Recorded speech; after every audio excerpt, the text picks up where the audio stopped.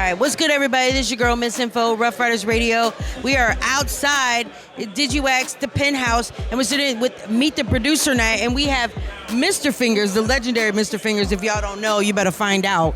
So, Mr. Fingaz, you know what? Give us a rundown. What's on your resume? Who have you produced music for? So I did Holla Holla for Ja Rule. I did This Is My Party for Fabulous. I did Pop City Anthem for Cadillac Todd. That's the two-way beat. I did Dope Man for Jay-Z with DJ Clue. I've done Hop for Busta Rhymes. I did Heartbreaker with DJ Clue and Duro for Mariah Carey. I can keep going on. It'll be a long time. It'll be a long conversation. It'll be a long. It down. Yeah, and I hate. It makes me feel uncomfortable talking about records. Why? Come on, stop it. I'm very shy. You're amazing. I'm very shy. I'm kidding. You were hardly shy sitting here at the media circle. You're like, I'm really shy. You can't be shy and be a producer. I'm not shy. What's the hardest part of being a producer? Making sure they pay you. Period. Making sure you pay. So make sure you have your contracts aligned properly. You read over your contracts. You understand the business. You know your worth. You're very important. They can't do anything without you. Know that you have power, and but you gotta be good at what you do to have that power. So just don't be like whack and be like demanding things. Be good. Take it seriously. That part. Take it seriously. Now, some people get it confused between a producer and an engineer. Am I? People kind of do it. And I know of course, there's a huge difference. But in the producer, you produce the whole setup. Is that correct? There's so many different types of producers. There's the producers like Quincy Jones that might not play the one record on there, might not compose one piece of the record, but what he did was he grabbed all the right instrument players, the right songwriters, and put it together. So that's a producer.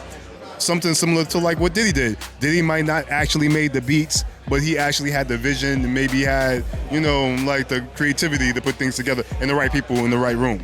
But then there's also the beat makers, the people that actually make the music and compose. And there's people that do all of that and engineer, which is mix the final product. So I'm one of those people that actually do everything. So, the pop my own collar.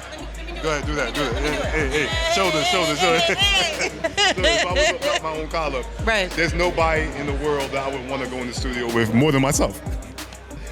I'm done. No, I'm gonna tell you why.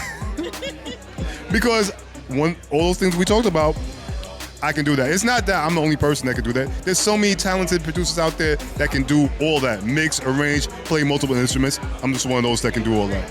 So I would definitely book myself. Yeah, but you need to be able to do that. For a producer, you need to be able to hear instruments, hear sounds, no? Because sometimes it's about just making a hit record, and a hit record doesn't have to be good. So there's a lot of records that are hit records that don't last long. They were a hit record for 6 months, but you never hear them again. So that's what we're in right now. We have a bunch of people that make hit records that are trendy and hot, but they're not everlasting music. So you don't have to know anything about music. You don't have to know anything about music theory to create a hit record. You can just do some. I have records that aren't great, that are hit records, that won me awards, that don't even have key signatures and things of that nature. So that's not what a hit record is. A hit record could be anything. A great record, a classic record, that's what's hard to make. Okay, of course there's a difference between like a one-hit wonder and a classic record. I get what you're saying. So what is your classic of all the music that you produce? What's your classic record? I don't have one. People will argue with me about it, but I don't like any of my music because I'm a classically trained pianist. So I don't have an opportunity to be able to use that skill set in the music that I make. So I'm not really a fan of the music that I make. I understand what to make for everybody because music is recipes for me. It's like going to the kitchen. Am I making Italian? Am I making Chinese? What do I need? And I just make it for people. So that's how I feel about my own music. So I don't personally think that I have a classic, but people think that most of my records are classic. Angel for DMX, they feel like it's classic. You know, like people think Holla Holla is classic or whatever. I don't like it, but it took me 5 minutes to make that beat. Stop it. What award did you win? I won an ASCAP award, and I have a bunch of different plaques for multi-platinum, like diamond, and all those different awards from RII. So I have a lot of awards. I love that you're just like, oh yeah, I won ASCAP. I'm grateful. I'm grateful for all the things I have, but I know that there's so much more that can be done with music, and I wish that we would be open to what music could really be like how it was back in the days.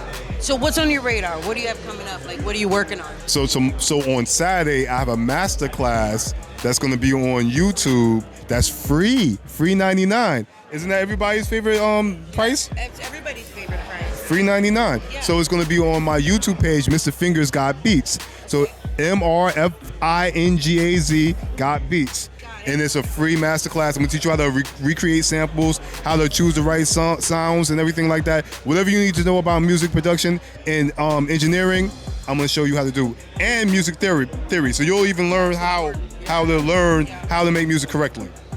You know what I'm noticing? Some of these young artists are using old school beats. Like what Diddy did in the 90s, and and they're bringing that back a little bit, and it's hot because some of these young artists and young kids haven't heard those beats before, and so they're hearing it for the first time, and they're realizing, damn, that's dope. And then not even realizing that it's an old beat. So for me, I'm a teacher, so I'm a DOE vendor, so I teach in schools, and I have programs teaching kids production. So when I introduce them old songs, or songs that are from my generation that's not old for me, but just, they feel like yesterday to me, they're like surprised that this came from that. And so I get to have those conversations. So what I like to tell people is that when you introduce children to all types of music, classical music, jazz, whatever, when you introduce it to them a certain type of way, they ingest it and they like it even more than the regular music that they hear on an everyday basis. That is so true. Just introduce it to them. All right, who was your favorite artist to work with? Busta Rhymes. Why? Why do you pick Busta? Because he made me work so hard to get on his album, and I will always respect it. We went and partied for 2 weeks straight, dancing, bouncing, and like he basically, it was me and Swiss when we first played beats for him and what was that album? I forgot when he went to J Records, that album he was on J Records, and we're playing beats for him, and he's just like, nah, that's not it. And he started playing this other guy's beats, and he was going crazy, bouncing to it, and he was like, we're gonna go party. We partied for 2 weeks straight. That inspired me, made me work harder. I came up with something crazy, and I wound up making the album. I love it. I like your story. You are not shy. I mean, you're like, I'm not shy, really. So you said Trey Songz, what you had coming up? That's new that you're working on with Trey Songz? No, Trey Songz. Somebody else is working with Trey Songz. No, that's Amadeus. Oh, you gotta wrap it up. Yeah, so I'm working with a bunch of different commercials. So like New Era and things of that nature, all types of different commercials. So I'm doing music for that and all types of independent artists, and I'm always teaching. I love it. I'm excited for you. You're a cool dude.